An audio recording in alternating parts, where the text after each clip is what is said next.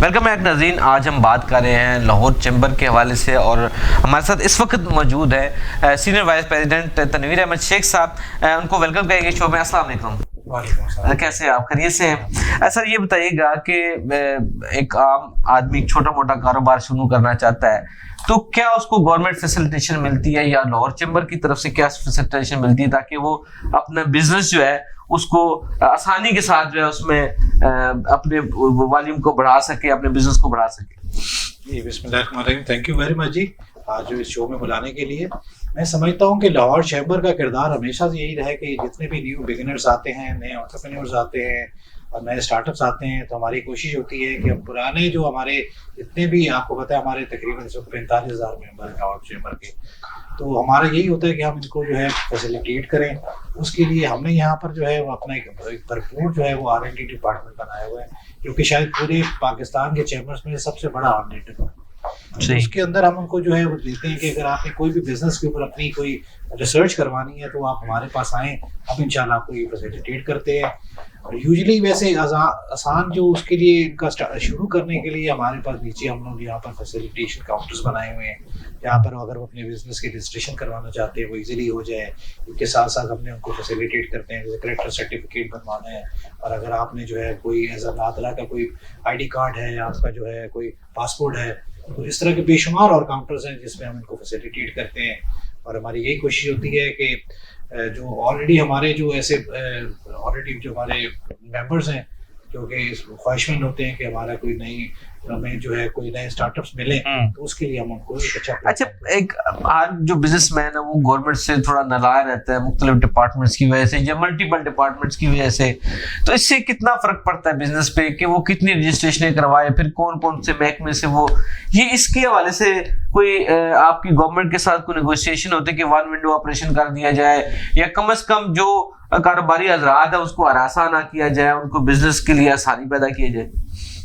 देखिए मेरा ख्याल है आपने शायद मल्टीपल क्वेश्चंस जी तो मैं ये समझता हूँ कि अगर तो इसमें गवर्नमेंट ने जो फौरी जो है वो इनिशिएटिव ये लिया है कि इस वक्त गवर्नमेंट ने फेडरल के लेवल पे जो है सॉफ्टवेयर सेंटर बनाया है जिसके अगेंस्ट जो है वो ये कहते हैं कि आपको वन विंडो जो है सारी वहाँ पर फैसिलिटी मिलेगी। तो मैं ये कहता हूँ बड़ा अच्छा इकदाम है गवर्नमेंट का कि बाकी इस तरह की चीज़ों की ज़रूरत है कि वन विंडो के ऊपर जाकर लोगों को एडवांस एक चीज़ सारी एक जगह पर मिल जाए।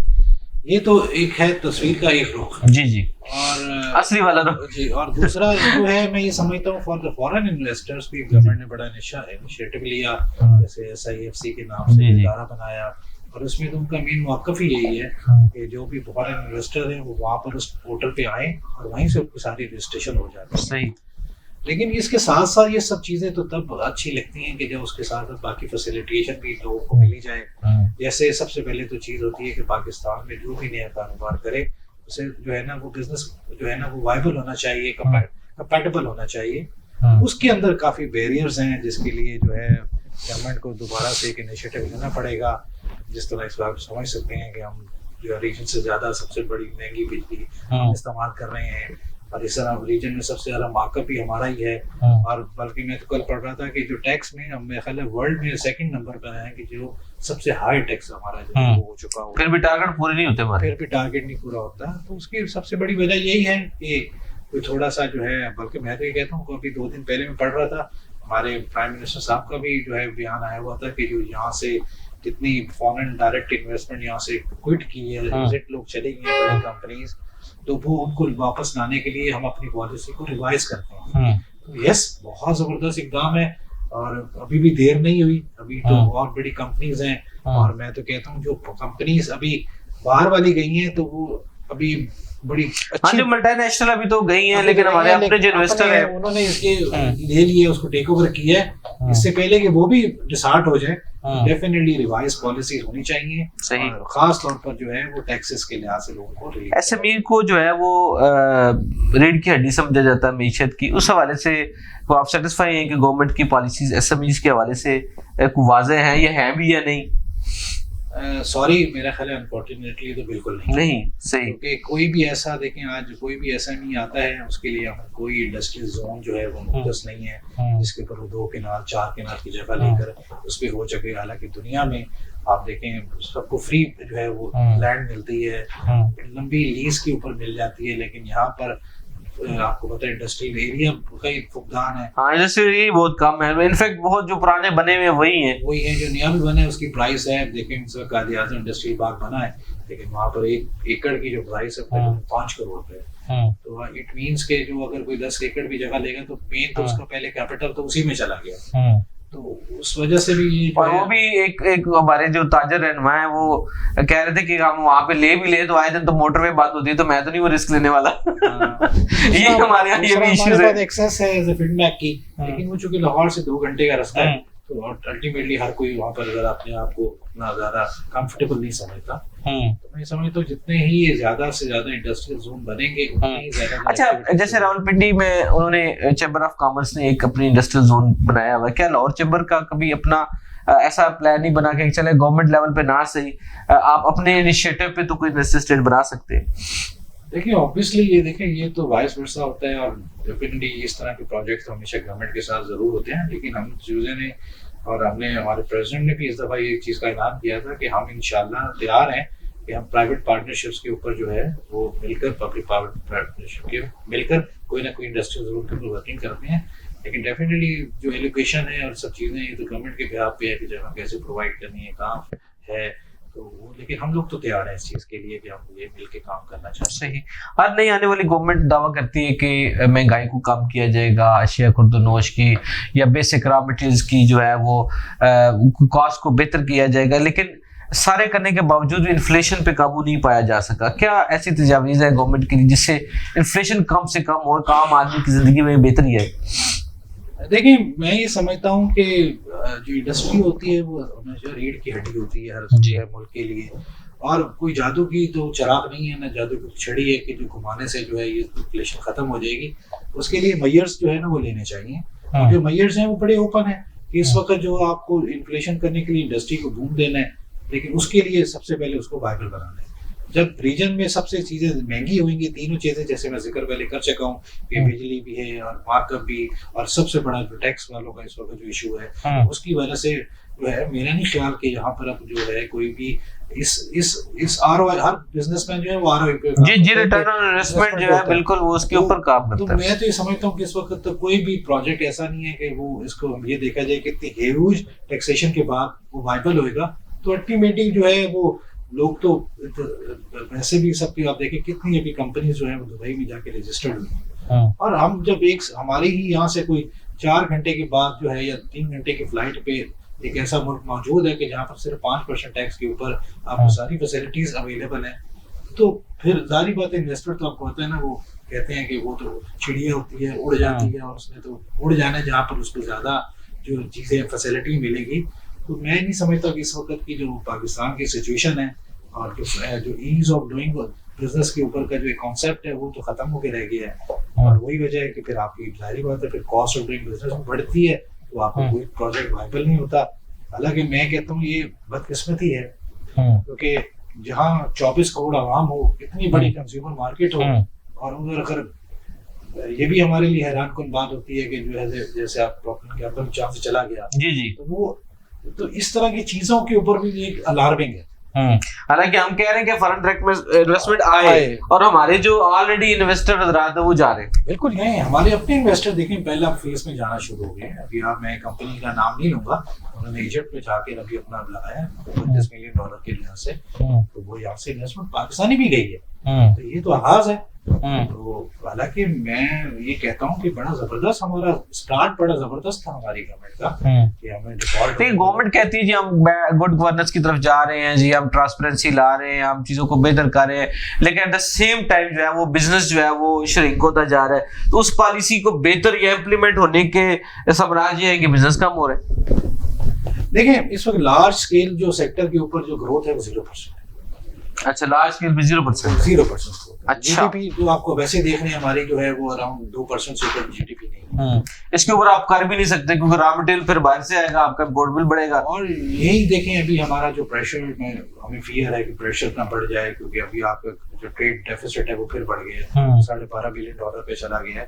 तो जाहिर बात है इसका थोड़ा सा असर जो है रैपिडली आगे जैसे मुश्किल होती थी शुरू में, हालांकि बड़ा जबरदस्त जो है हमारी गवर्नमेंट आई ने जब आई शहबाज शरीफ साहब की, बड़ा जबरदस्त टेक ऑफ लिया उन्होंने, और जो हम लेकिन वो तो आज भी कहते हैं, वो तो आज भी कहते हैं कि हम तो बड़े उड़ान, एक कह रही है कि मईशत ने एक उड़ान ले ली है। कल मियां नवाज शरीफ साहब ने कहा कि उड़ान भर चुका है, तो वो कहाँ है उड़ान? वो हमें तो कहीं आप बताएं कहीं नजर आ रही हो? देखिए, जो रियलिटी है ना सर, उसको तो नहीं भूलना चाहिए। हम ये पुरानी बहुत पूछे जाएं तो हम ये बोलेंगे ये चीज नामुमकिन होती है, तो ऐसी बात नहीं है।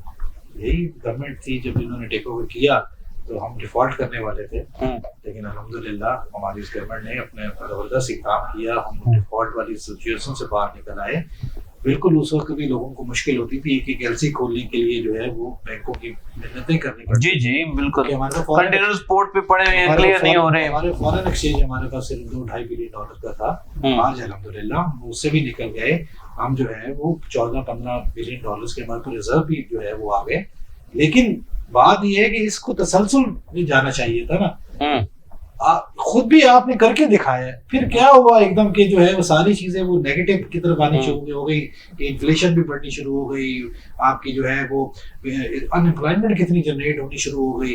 तो कहीं ना कहीं तो गड़बड़ है ना सर। वो सही, ये उसकी सबसे बड़ी गड़बड़ की वजह यही है कि जो है वो पॉलिसीज में कोई थोड़ा सा कोई फुकदान है। मैं तो समझता हूँ कि उनकी कंट्रीब्यूशन बहुत अच्छी है। हमारे जो भी हमारे पीएम साहब हैं, खास तौर पर मैं अप्रिशिएट करूंगा हमारे सीएम साहिबा जो है पंजाब में, बड़ी जबरदस्त उनके इनिशिएटिव ले रही हैं, बहुत दिन रात काम कर रही हैं। वाकई हम वो कहते हैं कि सुपर जो है वो सीएम के ऊपर मैं जो लकब दूंगा वाकई उन पर मिलता है।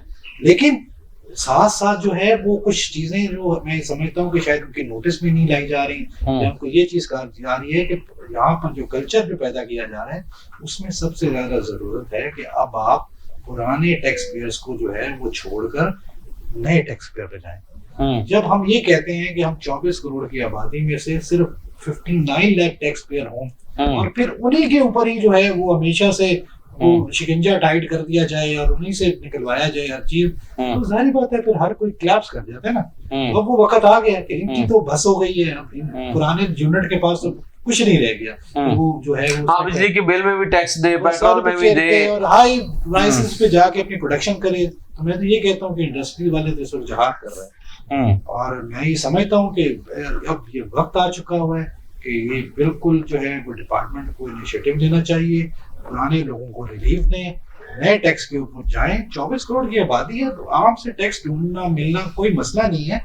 और हम भी आज तक तो एससीसीपी पे पास सिर्फ 1 लाख कुछ हजार ही सिर्फ कंपनी रजिस्टर हुई है। अभी तक तो रजिस्ट्रेशन वाला मामला चल रहा है। जो आईएमएफ तो ये कहते हैं कि भाई जो आपका आड़त पे करोड़ों का कारोबार कर रहा है, जो मंडियों में करोड़ों का कारोबार कर रहा है, वो तो रजिस्टर्ड ही नहीं है। जो बेचारा रजिस्टर हो गया उसकी शामत आ जानी। देखिए बेशुमार एवेन्यूज हैं, हम तो बल्कि अपने आइडियाज और अपने जो है सजेशंस बिल्कुल देने को तैयार हैं, क्योंकि हमारे पास एज ए लाहौर चैम्बर हमारा काम यही है कि हमने गवर्नमेंट को जो है एक फेवरेबल जो है सॉल्यूशंस की तरफ थोड़ा अपना आइडिया देना है। क्योंकि आपको पता है कि जब तक राइट मैन को राइट जॉब नहीं होगा उसका कोई हल नहीं निकलेगा ना। तो हम भी हमेशा से अपनी गवर्नमेंट्स को ये कहते रहते हैं कि लाहौर मतलब तमाम चैम्बर्स को आप लें और यहाँ पर जो कि यहाँ पर सभी बिजनेसमैन हैं। लेट्स सपोज के देखिए अभी 45,000 अगर हमारे मेंबर्स हैं तो 45,000 के 45,000 मेंबर जो हैं वो रजिस्टर्ड है, टैक्स में रजिस्टर्ड है और इस तमाम हमारा दिन रात काम ही कारोबार है। तो डेफिनेटली अगर हम